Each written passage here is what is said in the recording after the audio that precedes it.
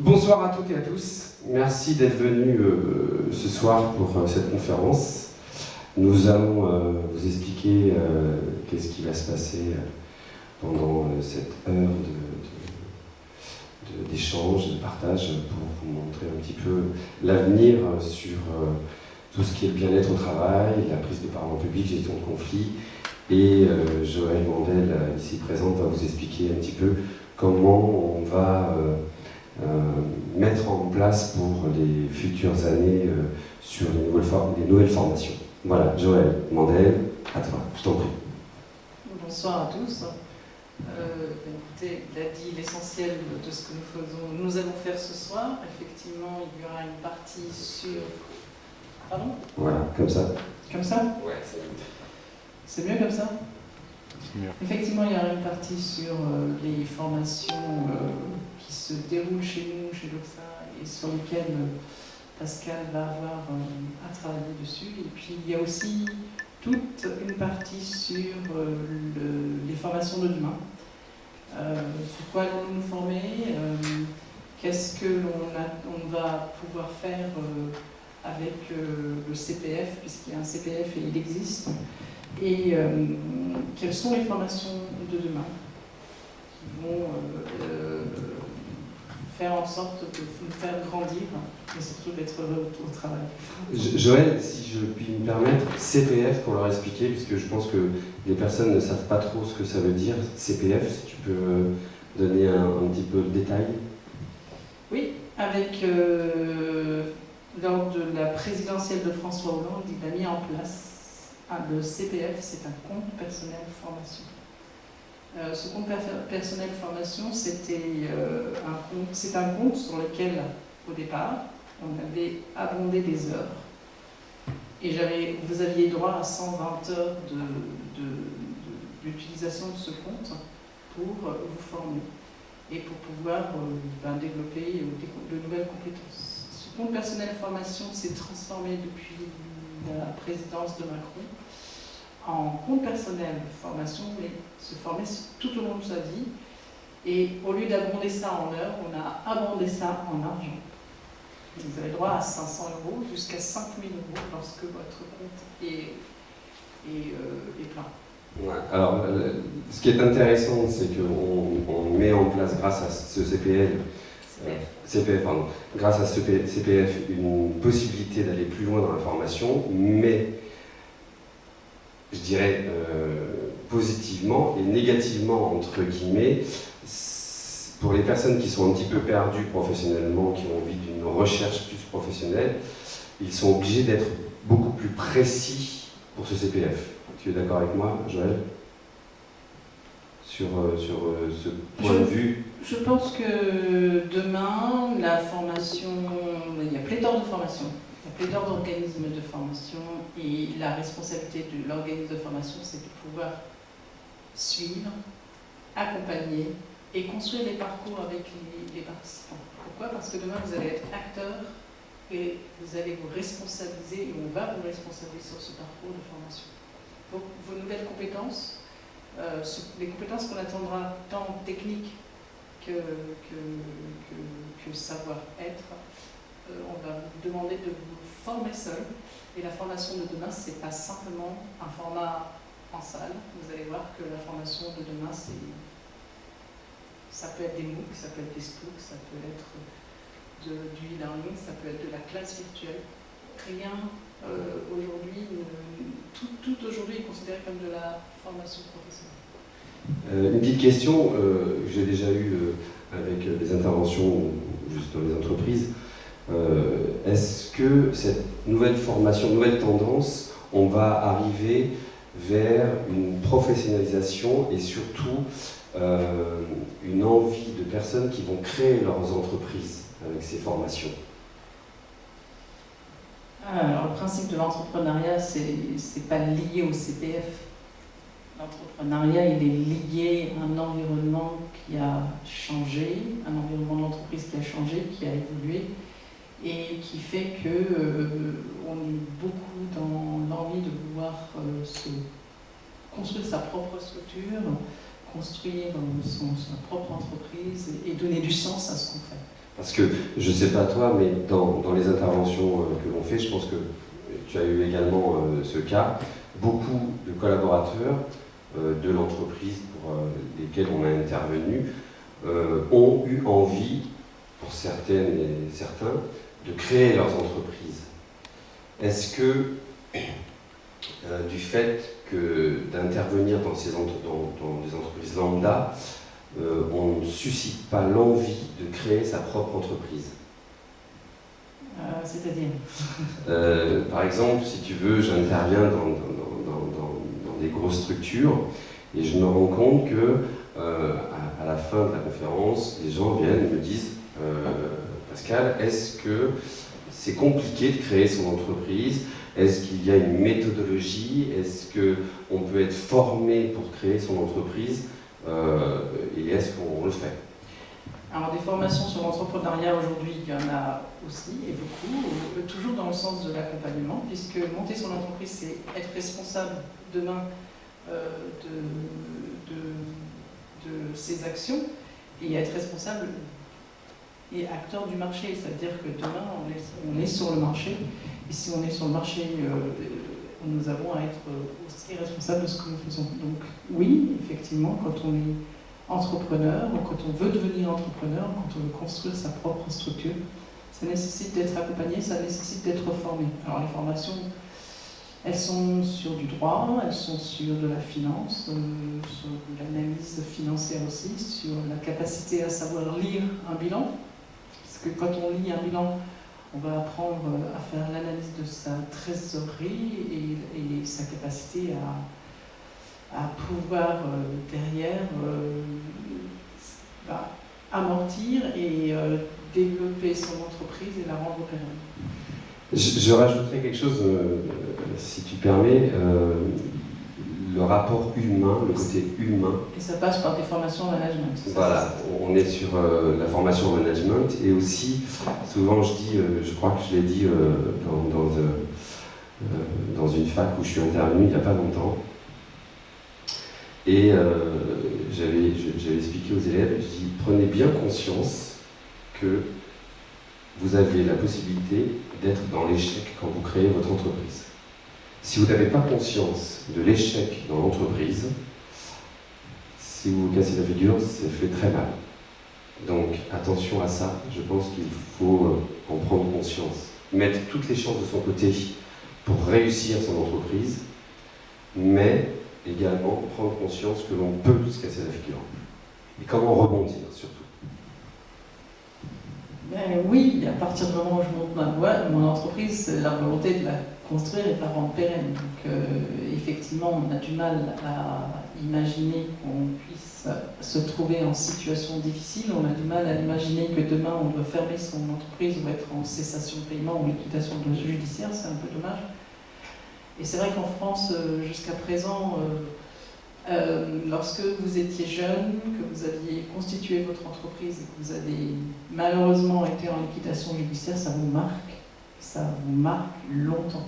On vous empêche d'avoir des prêts, on considère que vous ne pouvez pas remonter une entreprise parce que vous n'avez pas réussi une première fois. Et aujourd'hui, on est plus dans une logique d'accepter l'échec. Vous avez eu énormément de réflexion autour de cet échec et on est plus dans cette capacité aujourd'hui d'accepter l'échec lorsqu'on est entrepreneur et de considérer l'échec comme une expérience enrichissante. On est plus, ouais, comme tu dis, on est plus dans une expérience enrichissante que comme un échec réel. Oui, aux États-Unis, vous avez le droit de vous tromper, vous avez le droit de déposer le bilan. Et de rebondir. Et on trouve que votre échec a été une véritable expérience et c'est ce qu'on recherche, parce qu'elle enrichit. Oui. Joël, je crois que tu as préparé quelque chose qui semble intéressant, ce que l'on a vu ensemble tout à l'heure. Après, on va rebondir un petit peu sur le bien-être, la prise de parole, la gestion de conflits, comment se positionner face à des clients, face à une structure. Et là... Non, vas-y, c'est bon. Les personnes arrivent encore. ce que je voudrais faire avec vous, c'est vous poser des questions et réfléchir avec vous, qu'il y ait aussi une interaction avec le public. Nous sommes demain, vos entreprises, vous, face aux mutations économiques, technologiques, et le défi de Macron aussi, puisque vous l'avez certainement entendu, il parle souvent de la transformation numérique des entreprises, et il a débloqué des fonds pour que les petites structures puissent aller vers cette transformation numérique. La France, aujourd'hui, a besoin de développer cette transformation numérique, et de manière générale, toutes les entreprises sont concernées, quelle que soit la taille, quel que soit le secteur, quel que soit le stade de développement. Toutes ces entreprises sont concernées par cette transformation numérique. Vous en avez tous les jours, vous en voyez tous les jours, vous avez votre smartphone, vous allez acheter sur Internet, vous allez sur vos réseaux sociaux, vous allez faire de la communauté de pratique dans vos réseaux sociaux, donc nous sommes tous et toutes concernés par cette transformation numérique. Alors, la question à se poser, c'est est-ce que la formation est impactée par cette transformation numérique? Alors, à votre avis? Si vous avez l'avis, vous pouvez, n'hésitez pas à dire est-ce que l'on peut. De toute façon, on est d'accord que, vu le cheminement de ce qui se passe, on ne peut que aller dans cette transformation. On ne va que dans ça. On va se servir de tout ce qui est, entre guillemets, réseaux sociaux, les nouvelles technologies, qui font souvent très peur d'ailleurs. Ce que je te disais tout à l'heure dans la voiture, entre les nouvelles technologies qui se créent, il y a 3 phases. La première phase, c'est ridicule. La deuxième phase, c'est dangereux. Et la troisième phase, c'est normal. Donc quand quelqu'un ou un groupe crée une nouvelle technologie, voici les 3 phases. Donc, par exemple, la crypto-monnaie, au début c'était ridicule, maintenant c'est dangereux et ça va devenir normal. Voilà, pour dire un exemple un petit peu plus concret. C'est vrai. Hein? Comme ça, vu comme ça, oui, effectivement. C'est vrai que la nouvelle technologie, en gros, c'est ça. Hein. Alors, à quoi ressemblera la formation de demain? Qu'est-ce qu'on va rechercher dans les entreprises? Est-ce qu'on recherchera des compétences techniques, à votre avis? De l'humain. Exactement. On appelle ça dans les soft skills.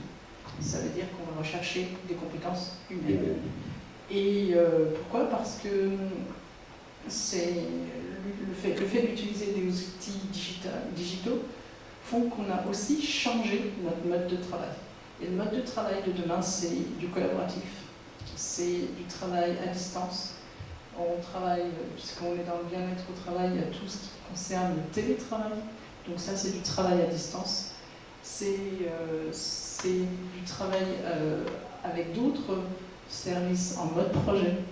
Et donc, pour ce type d'environnement, c'est du travail en open space, parce qu'on est de plus en plus sur des open space. Pourquoi? Parce que les entreprises cherchent aussi à raccourcir, à limiter les espaces de travail. Et à réduire les coûts. Et à réduire les coûts par rapport à ça. Et cette réduction de coûts, elle se concrétise par ce télétravail. Et le télétravail aujourd'hui, il est inscrit dans le code du travail. Aujourd'hui, vous avez un article qui vous permet d'aller faire du télétravail. Bien sûr, vous ne pouvez pas l'imposer à votre chef d'entreprise. Vous allez voir avec lui si c'est possible.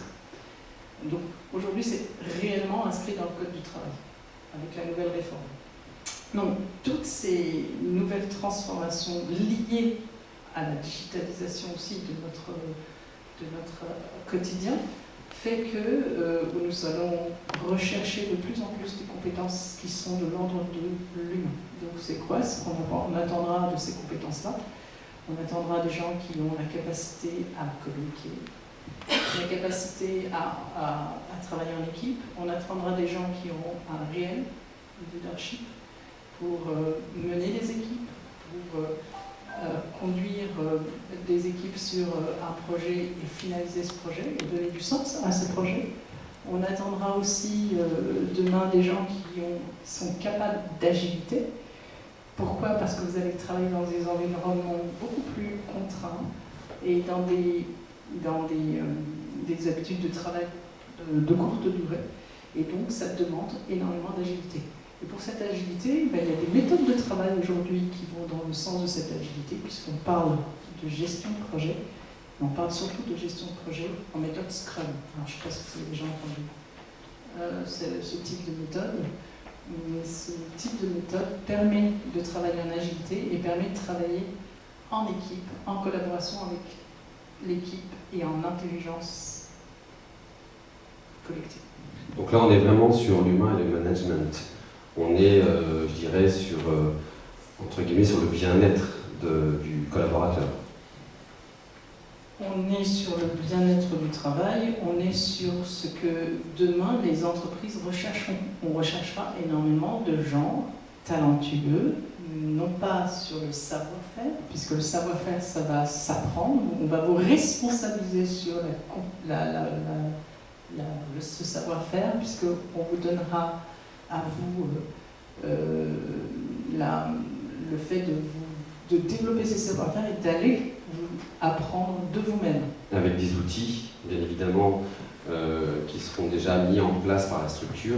Pas forcément, puisqu'on sera dans de l'auto-formation. Et l'idée, c'est d'aller soi-même aller chercher les nouveaux MOOC, les nouveaux SPOOC, aller sur Internet pour découvrir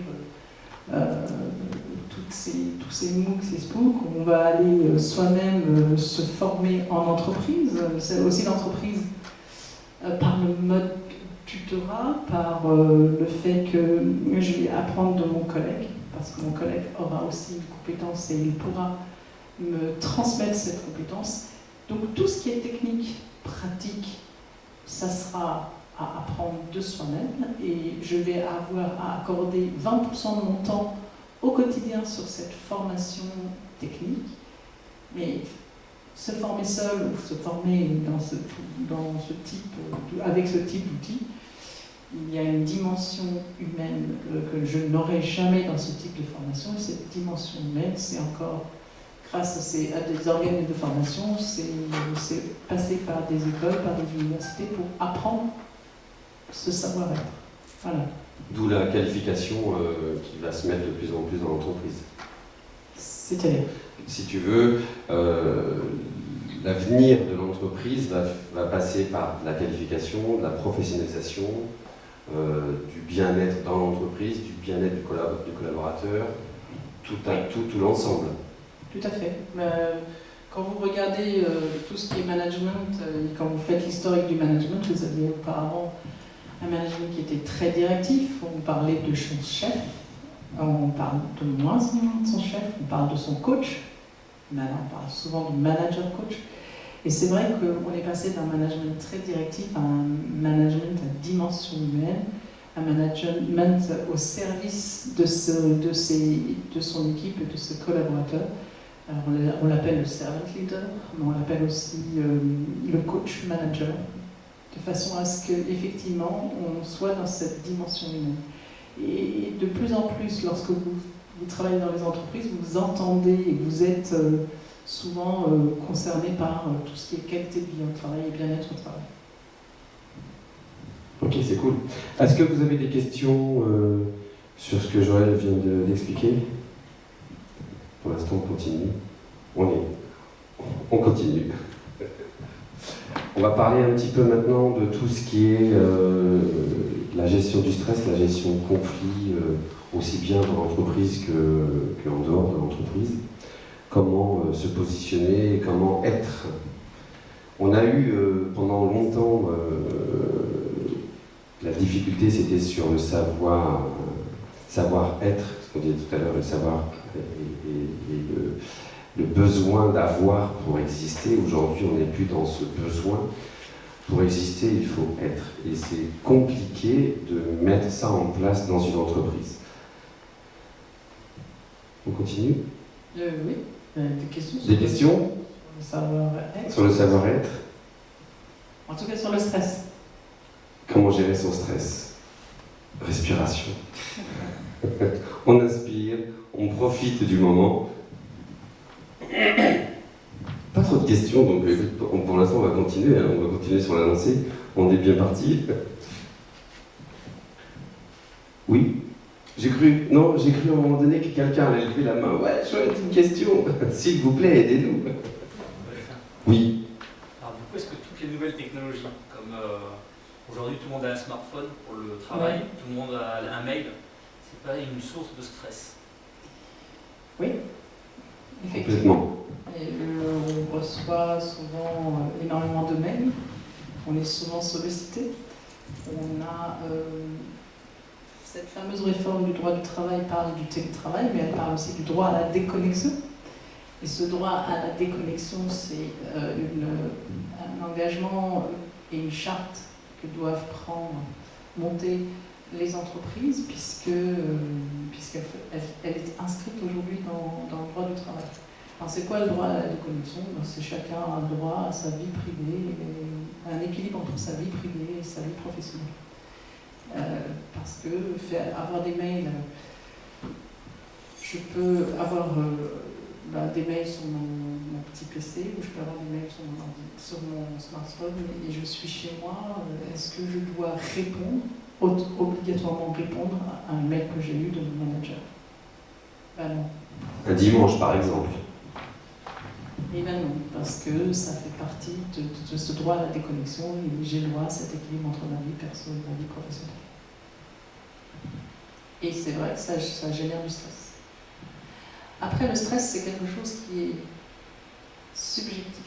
Ça veut dire que la perception qu'on peut avoir du stress par rapport à une surcharge de travail est différente entre chaque personne. Il y a des personnes qui vivent le stress pour rapidement lorsqu'ils sont en charge de travail, d'autres peuvent emmagasiner énormément de travail et ils ne vivront pas de la même façon le stress. Et le stress dans l'entreprise peut diminuer si j'ai en face de moi des signes de reconnaissance, si j'ai un manager qui m'écoute, si j'ai un manager qui est capable de m'accompagner. Et donc ça vient diminuer, même si je suis stressée, ça vient diminuer cette phase de stress qui m'oppresse,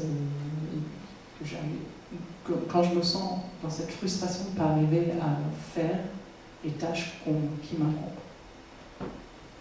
Donc oui, on a des contraintes en entreprise, oui, on a des obligations et on a des résultats à atteindre.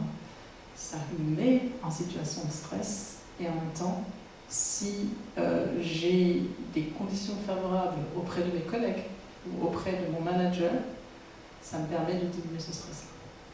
Et puis après, il y a toute la qualité de vie au travail qui va jouer de plus en plus avec ce droit à la déconnexion, avec ce télétravail, avec tout ce qu'on peut mettre en place dans l'entreprise pour être dans le bien-être au travail.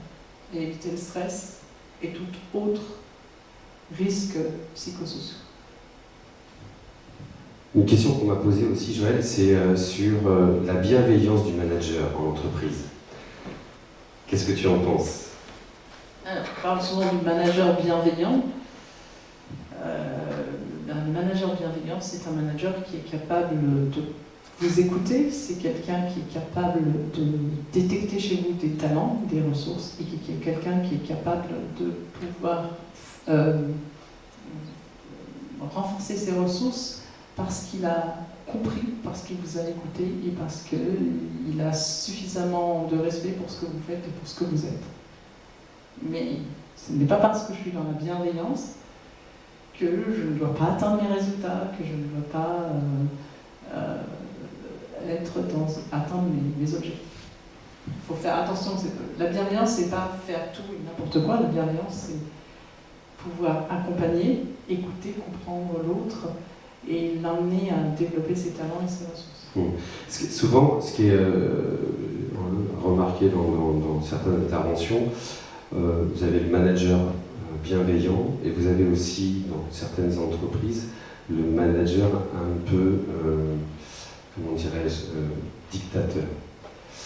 Je sais que c'est déjà arrivé pour certains d'entre vous, j'imagine en tout cas, et ce qui a fait souvent, pour certaines et certains, le fait soit de démissionner, soit de partir ou avec perte et fracas. Donc le manager bienveillant, à ce moment-là, comme tu dis, n'est pas là pour s'éparpiller. Il a l'objectif d'être d'un point A à un point B.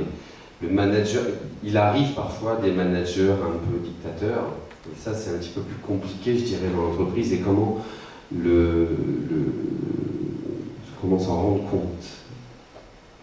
Alors, le manager dictateur, ça dépend comment il met en place cette dictature.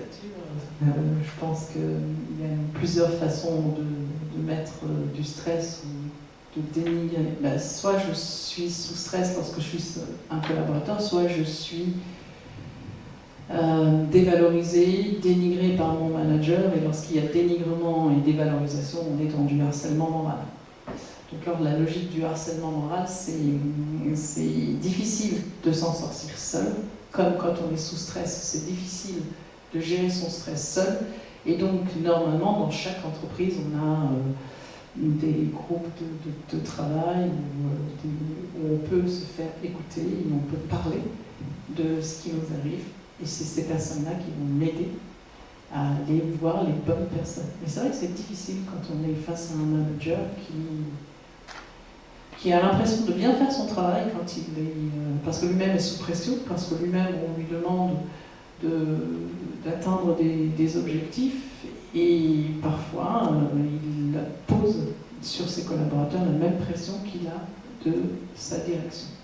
Ça, c'est effectivement de la responsabilité du manager d'éviter de poser son stress sur ses collaborateurs, et de plus en plus avec la qualité du nouveau travail, il aura la responsabilité de faire en sorte que ses collaborateurs soient dans une logique de bien-être. Et en même temps, parfois, cette frustration, elle se transforme en dénigrement ou sur une personne en particulier, et ça crée non pas du stress, mais ça crée le harcèlement moral. Et le harcèlement moral, il est pénalement réprimandé, c'est-à-dire que ça devient une responsabilité pénale. Y a-t-il des personnes qui ont déjà eu un harcèlement moral ? Vous pouvez nous expliquer un petit peu, en gros ? Ça m'est arrivé à plusieurs reprises, dans plusieurs sociétés, mais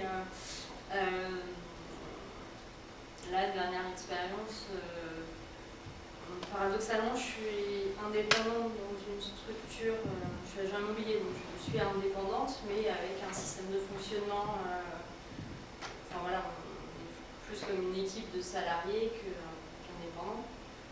Il y a une période où oui, c'était du harcèlement moral tous les jours, c'était pointer systématiquement ce qui n'allait pas, et on occultait complètement ce qui allait bien à côté, et ça a duré 2-3 mois.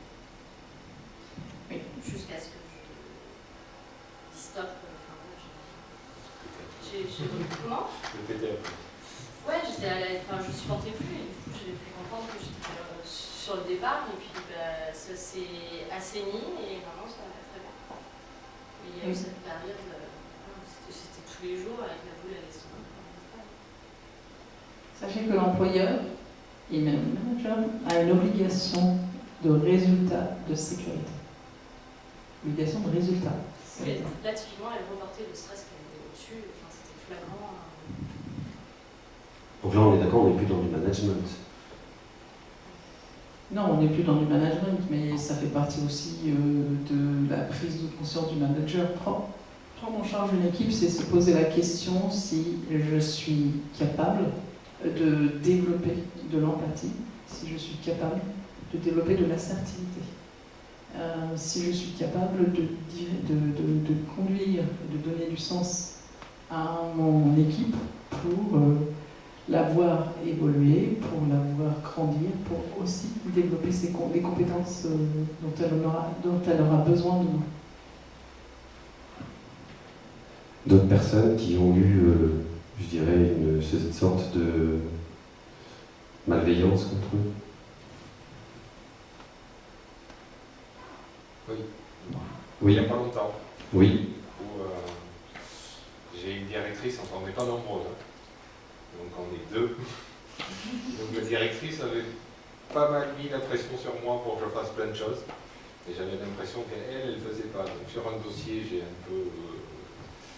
un peu submergé, on va dire. Et du coup, elle a fait un peu ça. Donc, ouais, mais vous n'avez pas su gérer. Donc j'ai pété un plomb, je leur ai dit, je démissionne, je m'en vais, puisque je ne suis pas capable.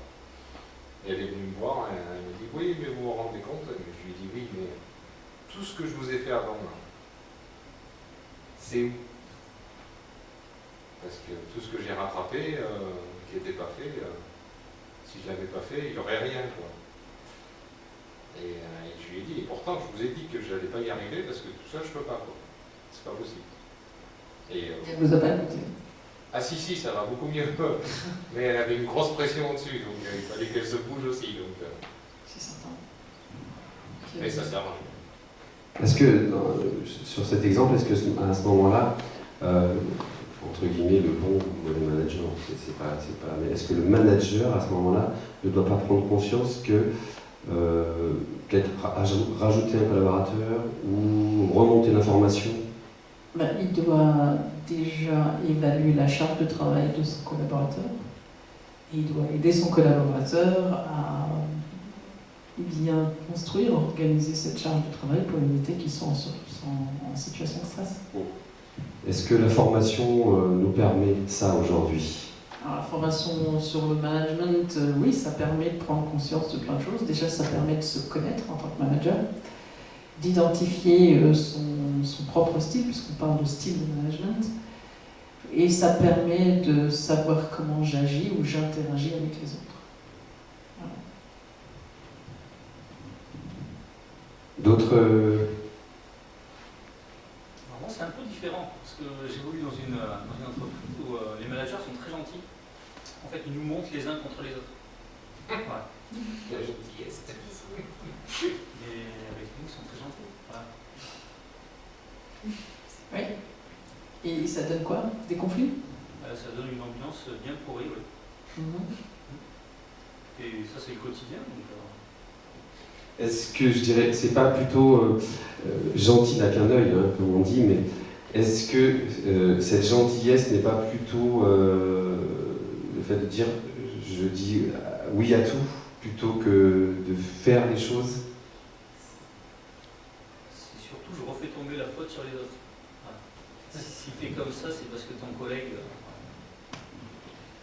Oui, alors c'est une façon de faire qui n'est pas agréable puisqu'ils vous mettent en compétition quelque part.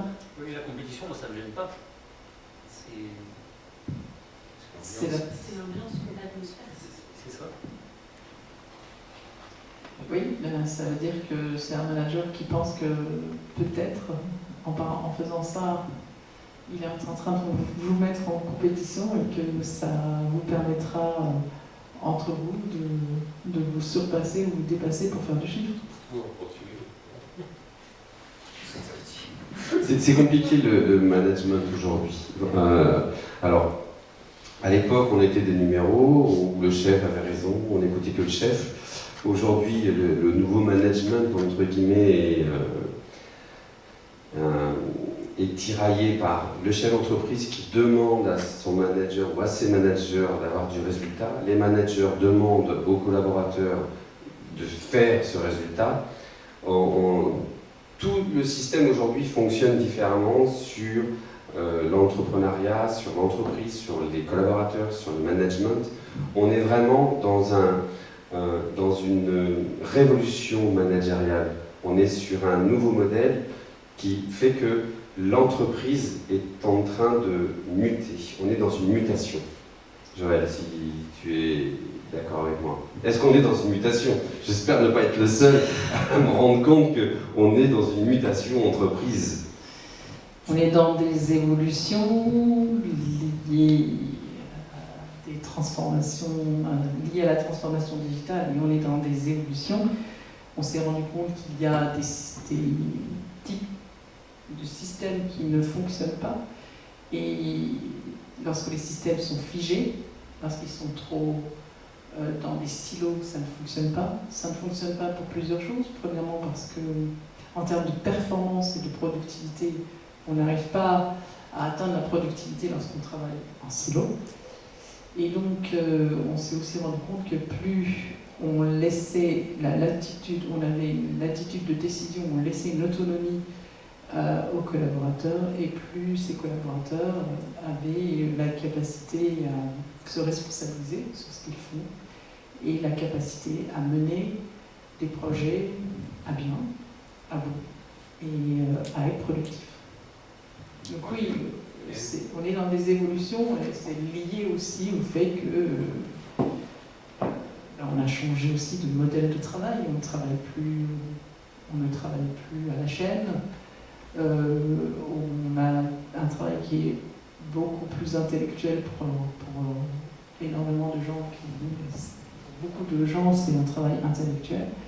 Et donc ce travail intellectuel demande une recherche d'autonomie pour pouvoir travailler et prendre ses décisions seul, selon un cadre bien sûr fixé par son manager, et ça demande de l'autonomie. Si cette autonomie, je ne l'ai pas, finalement, je me pose la question de pourquoi je travaille, quelle est mon utilité dans ce que je fais. Moi, j'aimerais rebondir sur quelque chose que j'ai eu il n'y a pas très très longtemps, sur une intervention que j'ai faite dans une entreprise. Quelques collaborateurs sont venus vers moi après la conférence et me disent « Nous, je trouve que dans notre entreprise, on a un vrai souci, on n'arrête pas de faire des réunions. On a des réunions de ceci, on a des réunions de cela, on fait une réunion tel jour. » Et donc à la fin, ils sont à 40% de réunions par semaine. Et ils me disent on nous demande 2 fois plus de travail, mais avec encore 2 fois plus de réunions. Ah, comment faut faire? Et après, c'est là qu'on rebondit tout à l'heure, ce que tu disais très justement, il y a le fait de ne pas travailler trop chez soi. Et les collaborateurs, avec du fait qu'ils aient trop de réunions, sont obligés d'aller travailler chez eux en plus. Comment on peut pallier à ça? Est-ce que dans l'entreprise, on n'est pas, on n'arrive pas, je dirais, à faire trop justement, trop pour bien faire? On parle de la culture d'entreprise. Oui. Donc dans certaines entreprises, on a la culture de la réunion, parce que c'est la seule façon de pouvoir se rassembler pour pouvoir faire passer des messages. Après là, c'est pour chaque entreprise, c'est à mettre en place des règles de fonctionnement. Et lorsqu'on met en place des règles de fonctionnement, ça doit venir du haut pour être accepté vers le bas. Mais on ne peut pas commencer par le bas et demander à mettre en place des règles de fonctionnement si le haut ne le respecte pas. Donc ces règles de fonctionnement, ça doit venir du haut. Comme pour les mails, comme pour plein de choses, ce sont des règles de fonctionnement. On doit apprendre à réfléchir sur sa manière de travailler, et ça doit se faire par le haut aussi. Pas simplement demander à son collaborateur de faire un effort.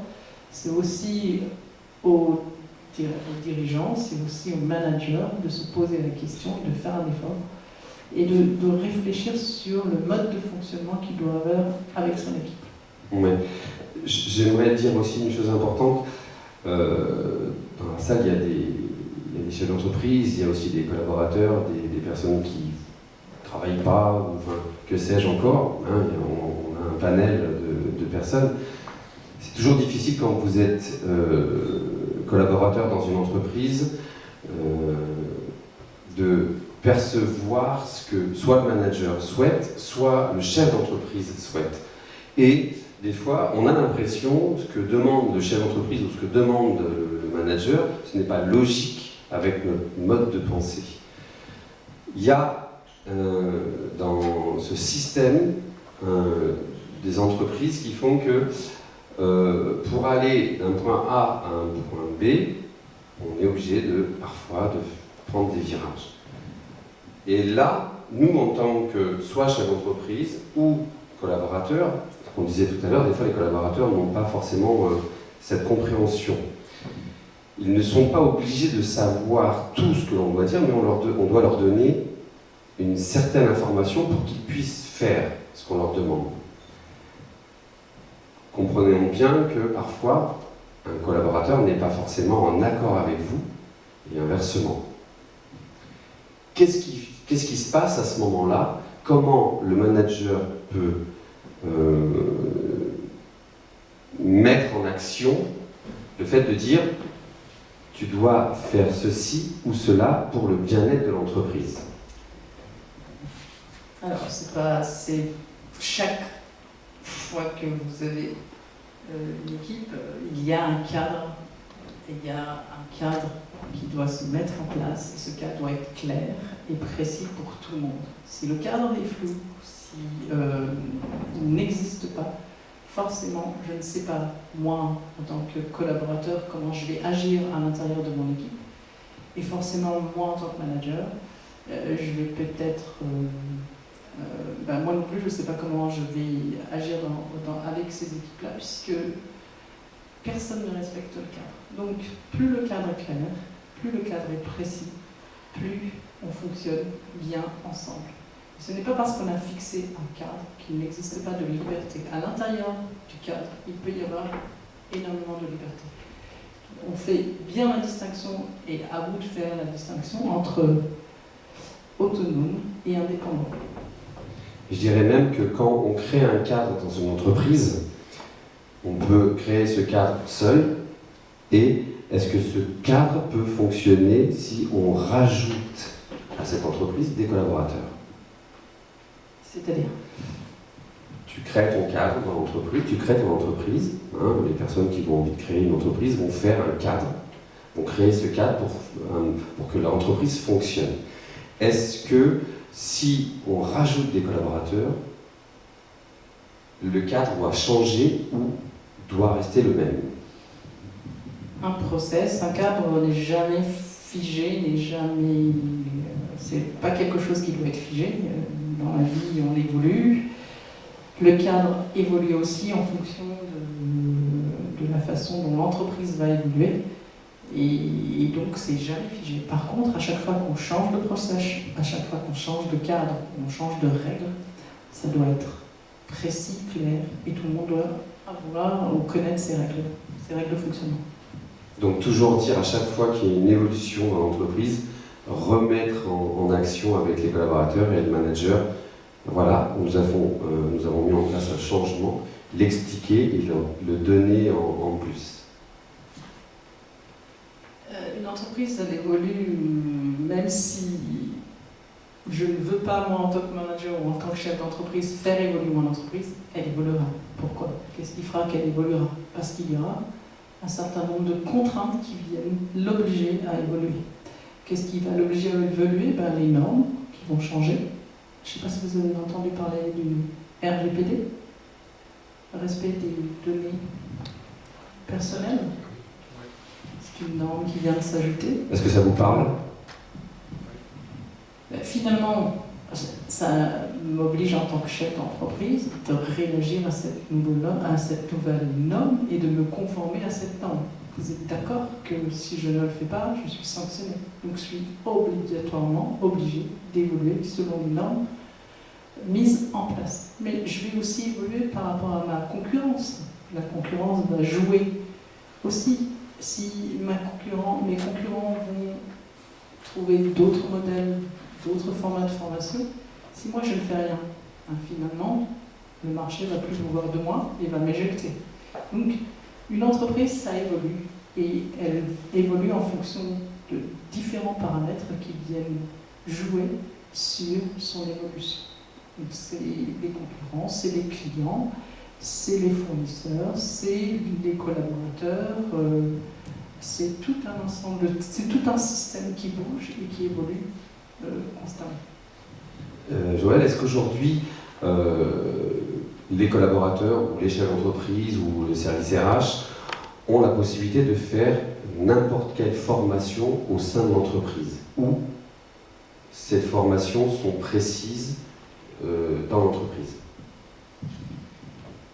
sein de l'entreprise, on ne fait pas n'importe quelle formation, parce qu'au sein de l'entreprise, on a besoin de compétences. Donc en fonction des compétences attendues, on va former les collaborateurs, on va faire du prévisionnel aussi, sur les compétences attendues, sur les compétences qu'on aura besoin aussi demain. Donc on ne peut pas faire n'importe quoi en entreprise. Par contre, avec son CPF, aujourd'hui, on peut se former hors entreprise. Hors cadre de l'entreprise.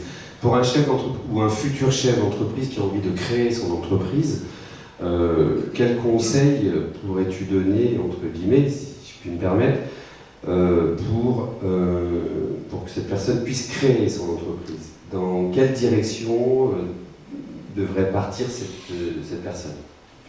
Alors, c'est-à-dire Elle a une idée, je veux créer mon entreprise, je vais créer, je ne sais pas, des vêtements, une marque de vêtements. Qu'est-ce que je dois mettre en place pour créer cette marque de vêtements? Est-ce que j'ai une formation spécifique, technique?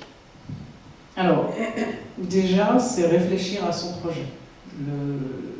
La réflexion sur le projet, c'est poser son projet, prendre le temps de construire son business model. Et lorsqu'on construit son business model, on a besoin de personnes pour le construire.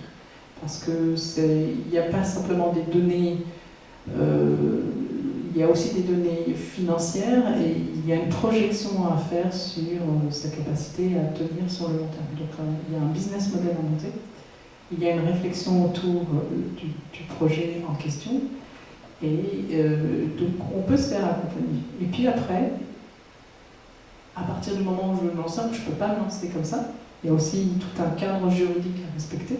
C'est aussi réfléchir à la structure, au statut juridique que je vais avoir pour monter cette boîte-là, cette entreprise-là. Et je ne peux pas me lancer comme ça parce que je dois avoir quelques notions. Je dois avoir des notions de comptabilité, je dois avoir des notions de droit, un peu, de juridique. Je dois avoir des notions concernant toute la partie sociale, RH, parce que je vais en faire. Et je dois avoir des notions de savoir définir et monter une stratégie. Commerciale, plus. Des notions aussi dans le commercial, parce que si je suis seule, je dois aussi travailler sur cette stratégie commerciale. Donc je définis ma stratégie.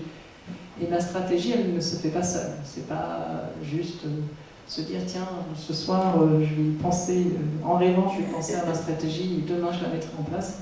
Ça demande de la réflexion. Merci. Des questions? Ça serait bien. Une petite question. Est-ce que vous pouvez recommencer depuis le début parce que j'ai dû m'occuper des retardataires. On va essayer. Alors, on peut rajouter aussi un peu le côté humain, parce que le commercial, c'est intéressant, mais aussi l'important, c'est si vous avez l'aspect commercial, il faut avoir aussi, je dirais souvent, le sourire intérieur, l'envie de faire quelque chose, l'envie de mettre en place ce que vous avez au fond de vous. Créer ça. Le plus important quand j'interviens également, je ne sais pas à toi, de ton côté, mais souvent les personnes me disent oui, mais je ne sais pas trop ce que j'ai envie et qu'est-ce que je peux mettre en place pour... Déjà, il faut se poser, posez-vous, prenez une feuille, un papier, vous tirez un trait, ce que je veux et ce que je ne veux pas. Oui, c'est déjà se poser la question de mon idéal. Si j'avais un idéal, si je devais déjà je me pose. Je pose cette question-là, parce qu'on peut aller jusqu'à son rêve et son idéal. Après, toucher son idéal, c'est tant mieux pour ceux qui y arrivent, mais au moins s'y approcher, c'est intéressant. Et donc, ça demande aussi, il y a une part de rêve, mais il y a une part de réalité. Et la part de réalité, elle est liée à nos contraintes juridiques, à nos contraintes financières, à nos contraintes économiques. Et je dois apprendre à connaître tout ça. Et il y a une dimension humaine dont tu parlais, oui bien sûr.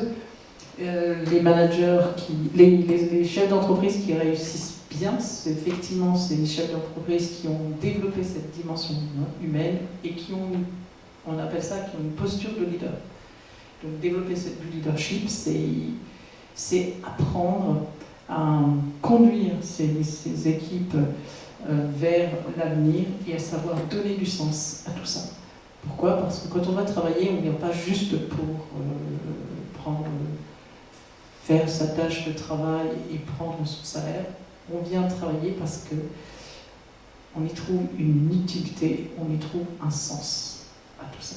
Et donc, depuis très peu de temps, on se pose la question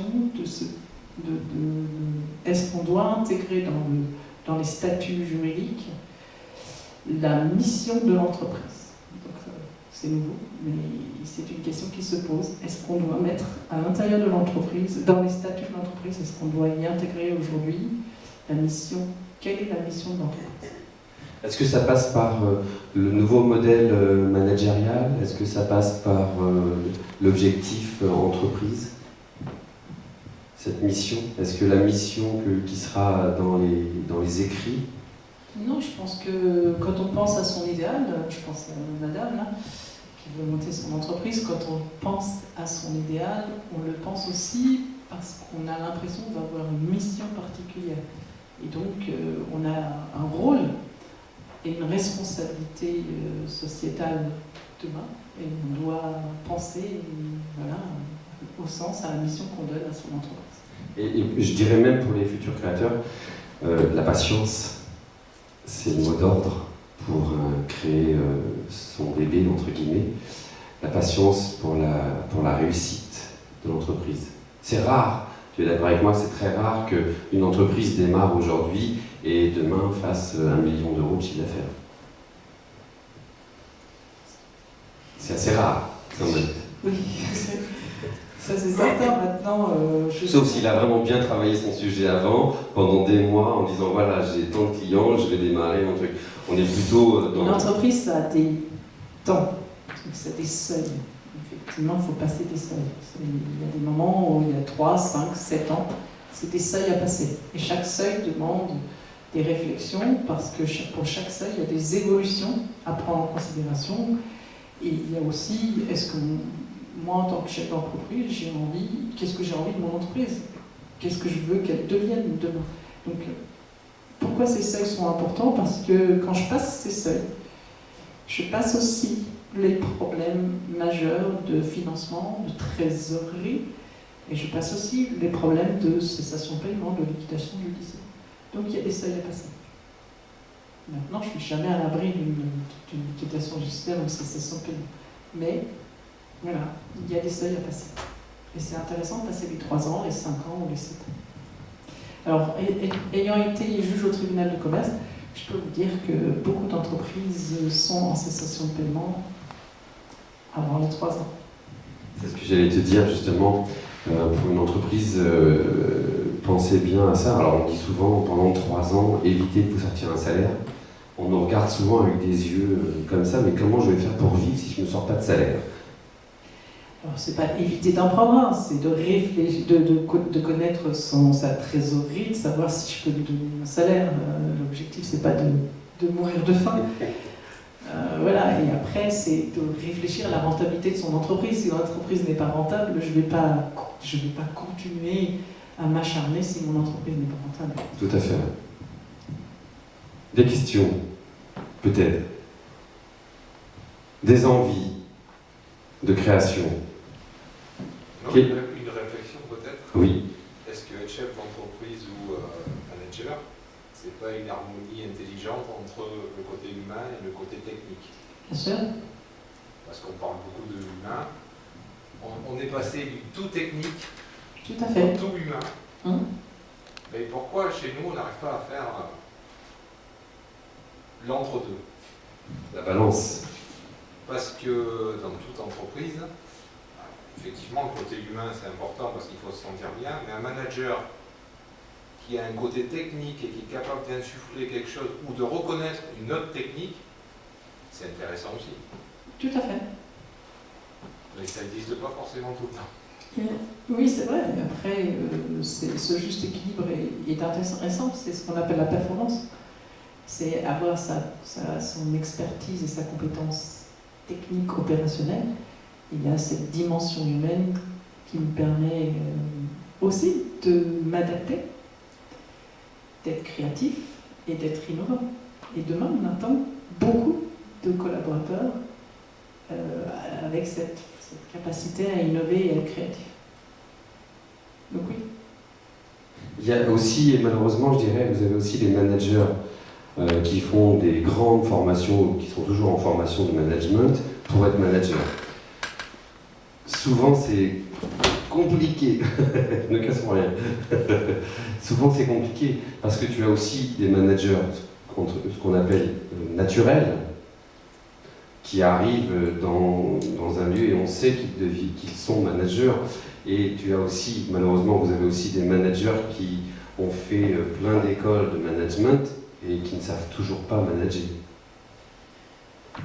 D'où la question que je dois poser avant de prendre en charge le management d'une équipe, c'est est-ce que j'ai cette capacité à gérer une équipe? Est-ce que j'ai cette capacité à gérer l'humain? Parce qu'il y a d'abord de l'humain avant du technique. Si je ne suis pas capable de faire ça, c'est pas la peine de me mettre en situation difficile et d'être manager demain. On est vraiment, sur cette phase-là, on est vraiment sur je dirais une pensée collective à ce moment-là. Sur le fait de, est-ce que j'ai la possibilité, les capacités de manager une équipe? Est-ce que l'on ne peut pas, tu sais, comme dire... La question va se poser pour tout le monde, puisque demain, il existe aujourd'hui même des formats je ne sais pas si vous avez entendu parler d'entreprises libérées, où le management a disparu et l'on travaille plutôt en mode projet. Ce qui veut dire que la question de la dimension humaine va se poser pour tous les collaborateurs, puisque à un moment ou à un autre, vous allez être responsable d'un projet et donc responsable de mener une équipe à l'aboutissement de ce projet. Ce qui fait que tout collaborateur va avoir à gérer aussi cette dimension humaine, puisque petit à petit, vous vous êtes rendu compte peut-être, puisque tout à l'heure je parlais des évolutions, on avait des évolutions pyramidales avec un chef d'entreprise, et puis ça descendait en manager, et puis en directeur, en manager et en collaborateur. Ces formats en pyramide disparaissent de plus en plus, sont mixités avec du transversal. Et on a beaucoup plus aujourd'hui des entreprises qui ont privilégié le mode transversal, où on va privilégier le mode projet. Et dans le mode projet, vous pouvez être responsable d'un projet et donc responsable de l'animation d'une équipe. Donc la dimension humaine concerne tout le monde aujourd'hui. Le leadership concerne tout le monde aujourd'hui. On est plus dans l'opératif que du spéculatif. On est plus dans le fait de dire nous sommes une équipe plutôt que je suis le chef d'entreprise, donc j'ai raison. On est plus dans ce modèle-là. On est plus dans un modèle collaboratif, on est plus dans un travail d'intelligence collective et on est plus dans une logique de projet. Tout à fait. Et ça n'empêche pas que certaines structures existent avec un mode pyramidal. Bien sûr, bien sûr. Alors, et parfois ça fonctionne aussi très bien. Hein. Il y a pas parfois les deux fonctionnent. Et les deux fonctionnent. On a, je crois qu'il nous reste un petit peu de temps encore. On m'a posé une question une fois où c'était il y a des chefs d'entreprise qui sont des mauvais managers. Qu'est-ce qu'il y a à faire dans ce cas-là? Il y a déjà à distinguer entre manager et chef d'entreprise, c'est pas la même posture. On est d'accord. Moi, en tant que chef d'entreprise, j'ai des responsabilités. C'est déjà des responsabilités vis-à-vis de mes collaborateurs, liées à plein de paramètres. Déjà, j'ai la responsabilité de leur bien-être, j'ai la responsabilité de leur sécurité, j'ai la responsabilité de leur employabilité, et le manager aussi a la responsabilité de cette employabilité, et j'ai la responsabilité de leur fournir un travail et en contrepartie un salaire. Est-ce qu'aujourd'hui, tu penses que...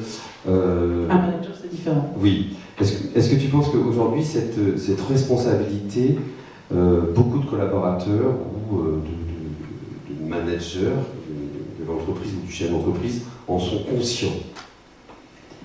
Je ne peux être conscient que de ce que je connais.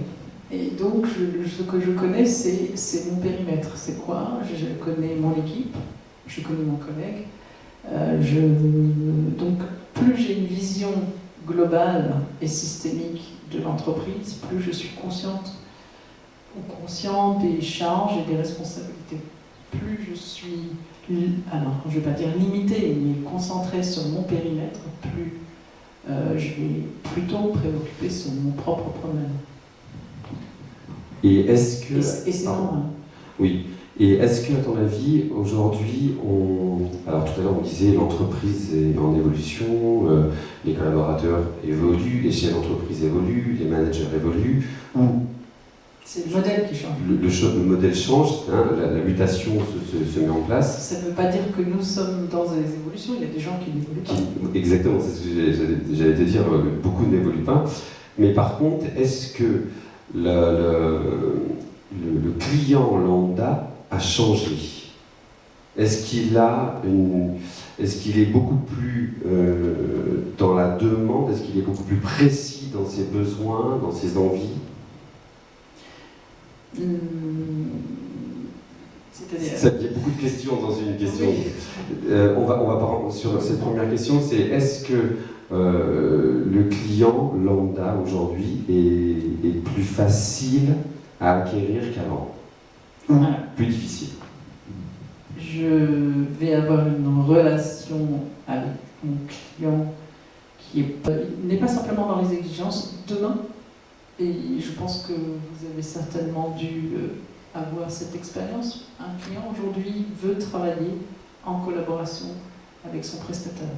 Il veut développer une réelle relation de confiance pour pouvoir construire des partenariats et pouvoir... l'objectif pour lui, c'est qu'on comprenne son besoin et qu'on soit capable de répondre à son besoin. Et donc, pour être capable de répondre à son besoin, il a besoin que la relation qu'il construit avec son prestataire soit une relation de confiance. Ce qui n'était pas le cas à l'époque ou ça a évolué? Ce qui n'était pas le cas à l'époque, non, puisque c'était le produit qui allait vers vous. Et aujourd'hui, on attend énormément de la relation qu'on peut avoir avec son prestataire. Et on crée de réels partenariats pour comprendre les besoins, pour avancer et pour être aussi conseil. Avec tout ça, tout ce que tu dis, je trouve que c'est intéressant avec les échanges aussi. Je me conforte dans le sens où aujourd'hui, on ne peut plus faire de l'entreprise sans l'humain et de l'humain sans l'entreprise. On ne peut plus être que dans la structure. À l'époque, on était un numéro, on faisait partie de la structure, on dit voilà, tu fais ça, tu ne réfléchis pas. Aujourd'hui, on est, je dirais, plus dans la demande aux collaborateurs, dans la réflexion. On demande aux collaborateurs aussi, quelque part, de donner son avis ou de donner une autre vision de l'entreprise ou pas. Aujourd'hui, on crée des laboratoires d'expérience, on crée des Fab Labs, on est dans une logique de créativité, donc on laisse cette capacité ou cette possibilité créative émerger au sein de l'entreprise. Ça existait. Vous aviez le droit, lorsque vous aviez des belles idées, de les mettre dans des boîtes. Aujourd'hui, on vous permet même d'expérimenter vos idées et de devenir, dans certaines grosses structures, on le fait de plus en plus, de monter sa propre start-up au sein de l'entreprise. Vous avez une belle idée et on peut vous donner les moyens de développer cette idée à l'intérieur de l'entreprise et d'être start-upper de cette entreprise, de cette idée-là. J'ai eu le cas d'une intervention que j'ai faite, pour ne pas les nommer, chez Suez, où l'un des collaborateurs avait l'idée de créer une start-up, entre guillemets, sur comment tous les mégots de cigarettes qu'on jette par terre. Et Suez a tellement adoré ce projet ils sont en train de subventionner, à mettre vraiment de l'argent, mettre de la communication en place, mettre une gestion entrepreneuriale, et le projet est en train de se faire, hein, justement. Donc c'est vrai que l'entreprise aujourd'hui n'est plus comme dans le temps où les collaborateurs qui ont des idées qui sortent un petit peu de l'ordinaire, qui sont sur une niche, qui ont envie de faire de la création, sont vraiment, entre guillemets, écoutés par l'entreprise. Alors, ils étaient écoutés, les idées étaient prises en considération. Lorsque l'idée était intéressante, l'entreprise l'exploitait, elle avait le droit de l'exploiter. Oui, tout à fait, avait le droit de l'exploiter. On est plus dans ce domaine-là. Mais Alors c'est vrai que qu'aujourd'hui, on va plus loin, si l'idée a un potentiel, on va te donner les moyens aujourd'hui de pouvoir la développer. on retombe toujours sur le côté humain, quand même. Non, on retombe sur l'idée de créativité, on retombe sur l'idée qu'on recherche à développer de nouvelles idées, de nouvelles façons de travailler. On est plus dans cette logique d'innovation et de créativité. Dans l'entreprise. Hein, Dans l'entreprise, oui. Des questions? Et je pense qu'après on va être sur la fin de ce moment très agréable. Est-ce que vous avez des questions, chefs d'entreprise, employés, collaborateurs, personnes au chômage? Je sais pas, on a un panel ce soir, je trouve, de plein de gens. Parfait. Alors moi je trouve qu'on parle de plus en plus d'humain dans l'entreprise, mais on communique de moins en moins. J'ai l'impression qu'on était des numéros avant, aujourd'hui on est des mails. C'est vrai. D'un bureau à l'autre, ou même en open space, on s'envoie un mail pour discuter. C'est pour ça que cette dimension humaine est de plus en plus recherchée. Lorsque vous recrutez aujourd'hui, vous ne vous posez pas la question de l'expertise de la personne que vous allez recruter, parce que l'expertise, ça s'apprend. Vous pouvez apprendre. Vous vous posez la question de son savoir-être.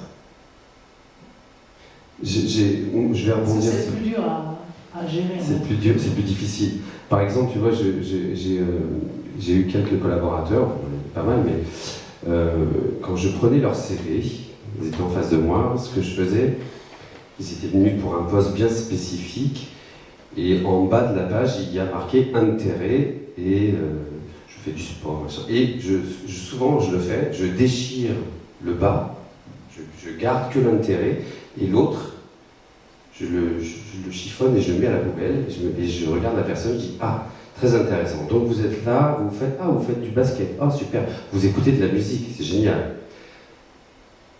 Je sais que c'est perturbant, mais ce qui est intéressant à ce moment-là, on a les barrières qui tombent, et je suis d'accord avec vous, on n'arrive plus à dialoguer que par mail ou dire tiens j'ai quelque chose à lui dire.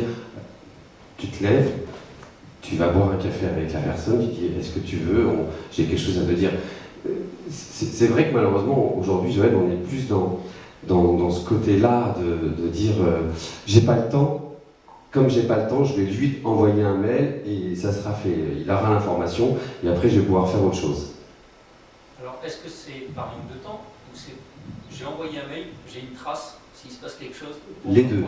Les deux, mon capitaine, je dirais. Hein, je serais susceptible de dire les deux, malheureusement. Les deux. Oui, on se couvre. On a besoin de se couvrir et on a besoin de prouver que nous avons fait ce qu'on attendait de nous. Et la seule façon de le prouver, c'est aussi par l'écrit. C'est la meilleure preuve possible. Donc on se couvre de cette manière-là. Après, vous avez raison, à force de communiquer que par mail, on oublie de communiquer avec son voisin, qui est juste à côté parfois. Et en même temps, on peut perdre des mails. Et en même temps, on peut perdre les mails. On peut perdre les Le mails. fait d'avoir envoyé un mail et qu'on nous redemande la même chose quelques jours après, ça arrive aussi parce qu'on est noyé dans l'email.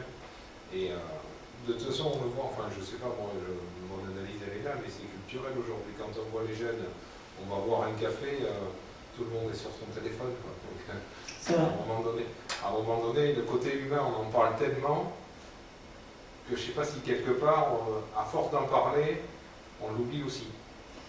Oui, mais On parle de nouvelles technologies, parce qu'on est à fond dans les nouvelles technologies. on est On est à fond dans ces nouvelles technologies et c'est grâce à ces nouvelles technologies que demain vous allez vous former seul et on vous responsabilise par rapport à ça. Ça veut dire que on va même plus loin puisqu'on vous donne de l'argent pour pouvoir vous former. Donc ce qui veut dire que demain, les compétences techniques, vous allez les apprendre seul parce que par tout moyen, vous allez pouvoir les apprendre, mais vous n'allez jamais pouvoir apprendre comment communiquer et interagir avec moi. Vous êtes d'accord? Mais je ne suis pas forcément d'accord.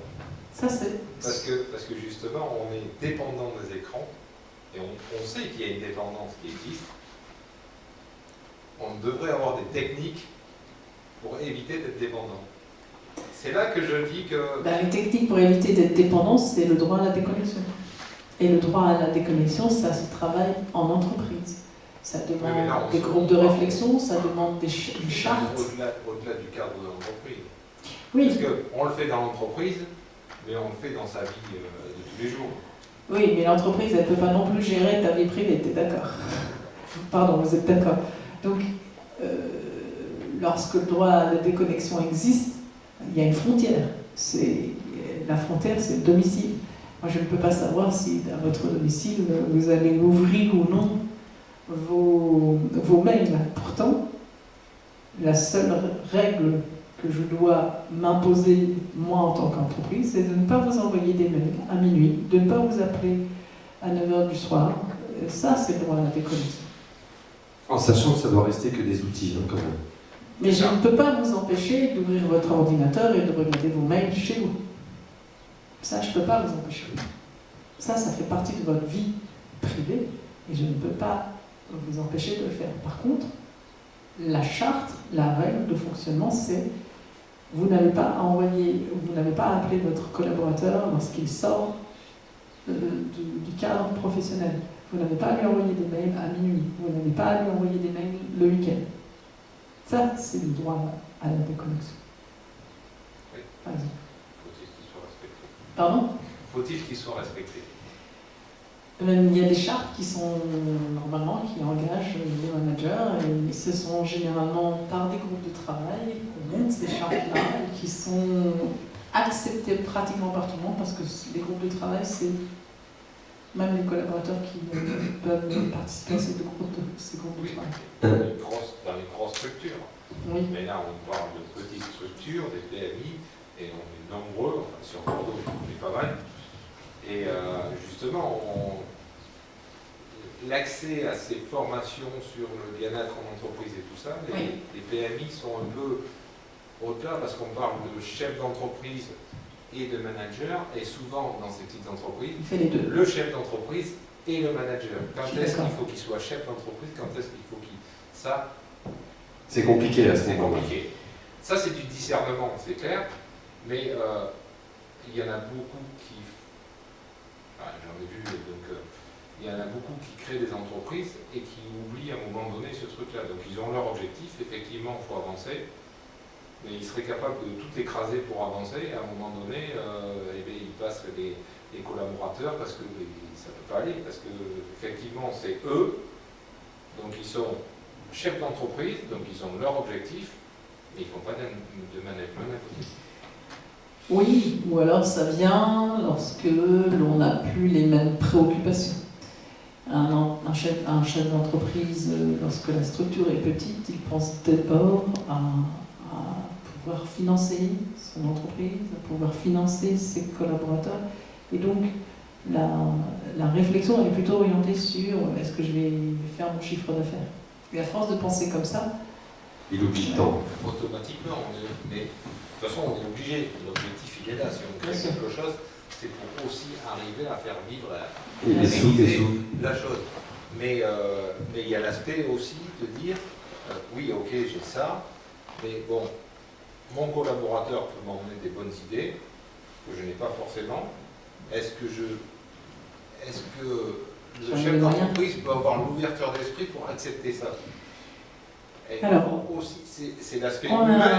On a prouvé, on a remarqué que dans les petites structures, les entreprises, ces structures-là marchaient bien lorsque le chef d'entreprise avait aussi une posture de leader. Et il avait véritablement lorsqu'il était leader. Et lorsqu'il avait ce leadership, finalement, ça marchait bien parce qu'autour de lui, il avait des collaborateurs qui avaient envie de travailler avec lui, qui étaient motivés et qui étaient capables d'accepter d'insuffler ça également. Une question là tout à l'heure par rapport au... Mais c'est vrai que c'est difficile. Ça, c'est certain. Par contre, parfois, il faut savoir faire abstraction parce qu'il y a aussi la dimension humaine et on ne peut pas l'enlever. Lorsque vous travaillez avec des personnes, vous ne travaillez pas avec des machines et ces personnes-là pensent, réfléchissent et ont des émotions. Et donc, je dois gérer tout ça. Ce qui est plus compliqué. Tout à l'heure, tu disais par rapport à la loi sur arrêter la déconnexion comment tu peux gérer cette déconnexion? J'ai le cas, j'ai le cas pour certaines structures. Comment tu peux gérer cette déconnexion quand cette société travaille avec les États-Unis et qui envoie un mail, par exemple, le dimanche ou le samedi, ou à 11h du soir ou à 21h? Alors, ça c'est toute une organisation de travail, ça demande aussi, est-ce que j'ai conscience, c'est vrai que je peux travailler à l'international et ce travail à l'international m'oblige à travailler avec des horaires décalés en fonction de mes collègues qui habitent en Chine ou aux États-Unis. Après, il y a toute une organisation de travail qui se fait, et puis finalement, j'ai pas, si je dois travailler à des horaires décalés, je dois travailler avec des horaires décalés, j'ai pas le choix. Là, et là, cette loi, malheureusement, elle est... Le droit à la déconnexion, c'est déconnecter de tout ce qui fait partie du quotidien. Non, même de la technologie, savoir déconnecter, faire en sorte de se prendre du temps pour soi et faire en sorte de se prendre du temps dans ma vie privée. Mais lorsque je travaille à l'international et que j'ai des horaires décalés, ça fait partie de mes contraintes. Donc j'ai pas le choix. Et si le collaborateur commence à 8h le matin, il finit son travail à 18h, et qu'à 21h, il reçoit un mail des États-Unis? Et ben soit il y répond, soit il y répond pas. Mais s'il veut ne pas y répondre, il n'y répond pas. Il est obligé de rien. Il peut faire...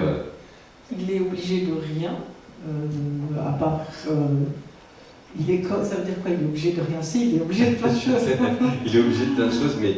Il a des obligations, il a des responsabilités. Il a des responsabilités, mais s'il veut ne pas répondre, il peut ne pas répondre. Si on est dans la logique du droit à la déconnexion, il ne répond pas s'il est chez lui, ça c'est certain. Ouais. Okay. Après, c'est culturel.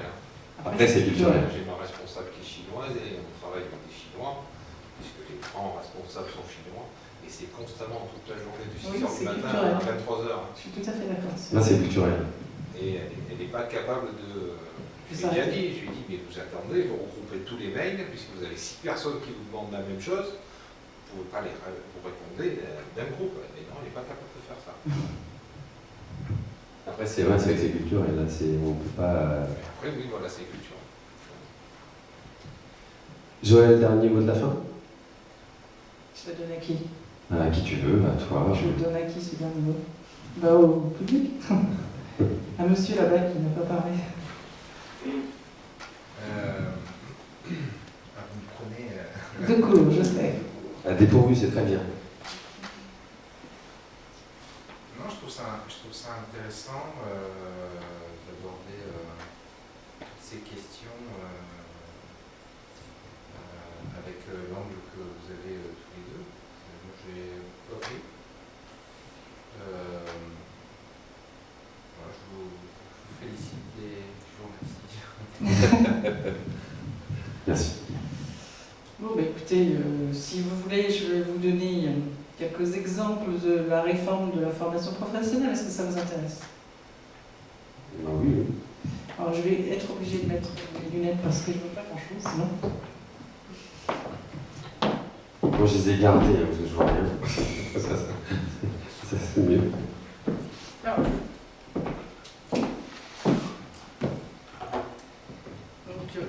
maintenant, vous savez ce que c'est le CPF. Donc, pour chaque salarié, vous avez la possibilité de choisir et d'utiliser votre compte personnel formation et de mener vos projets personnels et pas forcément reliés à l'entreprise. Donc, mademoiselle qui veut faire monter sa boîte, vous pouvez vous servir de votre CPF pour apprendre tous les métiers de l'entrepreneuriat. Dans ce CPF. Une question, Joël. Si la personne quitte l'entreprise, elle est au chômage, est-ce qu'elle a le droit à ce CPF? Bien sûr. Ok. D'ailleurs, les salariés, il y a deux types de salariés. Il y a le salarié qualifié et le salarié non qualifié. Pour le salarié qualifié, vous allez avoir droit à 500 € par an pendant 10 ans et vous avez droit à 5 000 €. Vous allez me dire, c'est pas grand-chose, mais pourtant, ça peut aider. Et pour les salariés non qualifiés, ce CPF sera abondé de 800 € par an. Voilà, ça leur fait un plafond de 8 000 €. L'accès est simple, vous avez juste à consulter vos droits sur un site et à aller vous inscrire pour faire toutes les démarches et obtenir tant le stage que vous cherchez à prendre et à utiliser ce CPF. Et vous pouvez vous faire accompagner par un conseil en évolution professionnelle. Voilà, ça existe, c'est gratuit et vous pouvez les utiliser. Après, c'est peut-être pas les meilleurs, ils sont là, ils existent. Alors, autre mesure pour les demandeurs d'emploi, effectivement, vous allez pouvoir utiliser ce CPF. Et comment est financé ce CPF? Les TPE et pour les PME, le plan de formation est financé par un système de mutualisation et de solidarité. Ce sont les grandes entreprises qui vont contribuer pour des salariés de moins de 50, pour les entreprises de moins de 50 salariés. Donc aujourd'hui, il va y avoir un fonds mutualisé, et c'est ce fonds mutualisé qui va servir aux TPE, aux salariés des TPE et PME. Je ne sais pas si vous êtes dedans. Est-ce que les personnes qui sont dans des franchises, dans un système de franchise, des franchisés, est-ce qu'ils ont droit ou comment se passe justement cette formation? Le franchisé, c'est une entreprise avec un statut. Donc son statut juridique, c'est SARL, SA, SAS, SAS. Donc c'est un statut juridique, c'est une entreprise.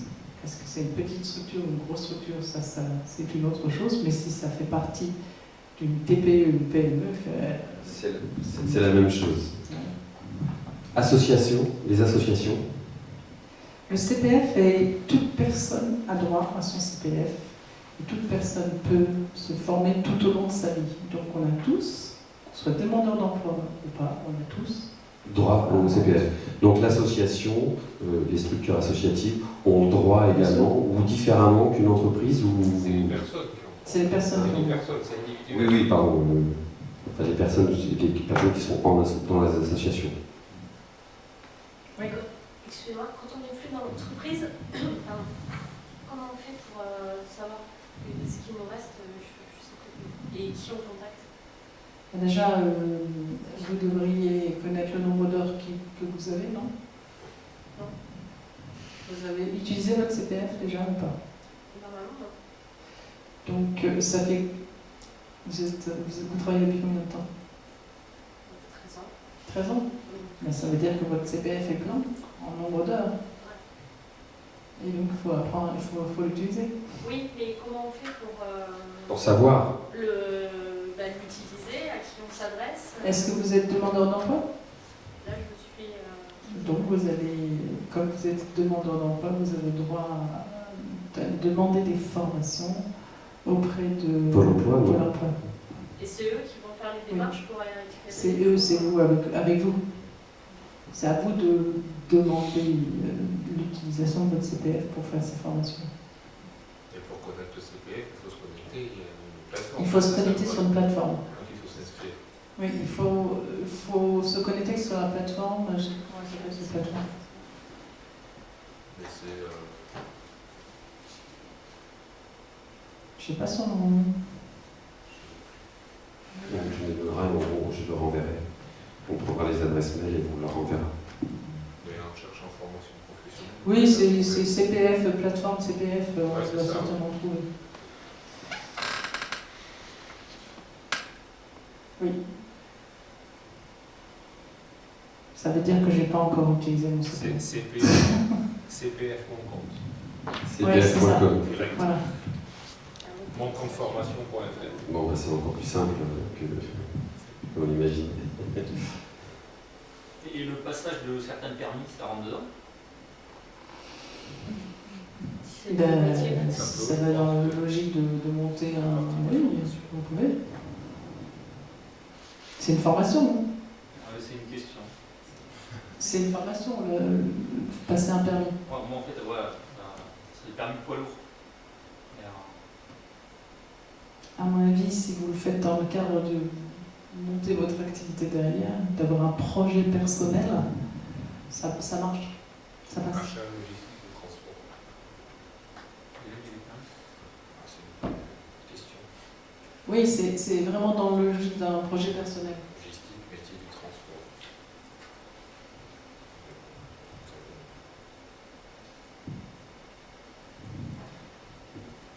Très chose intéressante, c'était quand même intéressant ce que j'ai eu juste avant. 80%, 85%. Ah. Voilà. Là, on est sur quelque chose de très intéressant que vous devriez écouter attentivement. Mais non, mais vas-y. Que faire pour apprendre et acquérir de nouvelles compétences? Donc, une étude démontre que 85% des emplois de 2030 n'existent pas encore. Pour les personnes qui ont envie de créer leurs entreprises et qui ne savent pas quoi, vous avez jusqu'à 2030 pour trouver ce que vous allez faire. Pour inventer votre métier de demain. Voilà. Parce que les métiers de demain n'existent pas encore et à nous les inventer. Et à vous de les inventer. Et effectivement, le CPF va aussi financer la créativité et l'innovation.